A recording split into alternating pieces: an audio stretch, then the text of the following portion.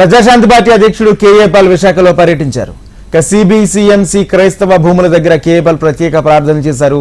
విశాఖలో విలువైన భూములను వైసీపీ నాయకులు కబ్జా చేశారని కేఏ పాల్ ఆరోపించారు. సీఎం అండదండలతోనే కబ్జా చేసిన భూముల్లో అక్రమ నిర్మాణాలు చేపడుతున్నారని ఆరోపించారు. సీఎం జగన్ గంగవరం ఎయిర్పోర్ట్ ను 600 కోట్లకు అమ్మేశారంటూ కేఏ పాల్ దుయ్యబట్టారు. బాప్టిస్ట్ మిషన్ వీరు ఫాదర్, వీరి grand father, great grand father 100 సంవత్సరాల నుంచి కెనేడియన్ బాప్టిస్ట్ లీడర్స్ బాబ్జీ గారు.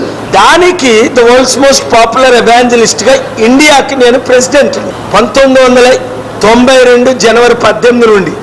ఆ ప్రాపర్టీ విలువ 18,000 గజాలు, 550 కోట్లు.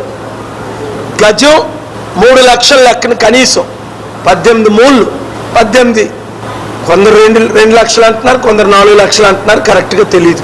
ఆ ప్రాపర్టీని విశాఖపట్నం పార్లమెంటు సభ్యుడు ఎంవివి సత్యనారాయణ గారు చట్టానికి విరుద్ధంగా కెనేడియన్ బాప్టిస్ట్ మిషన్ ప్రాపర్టీని ఆక్యుపై చేసి దాంట్లో ఇల్లీగల్ గా బిల్డింగ్లు కడుతున్నారు. మరి జగన్మోహన్ రెడ్డి గారి మద్దతు లేకుండా అది జరుగుతుందా?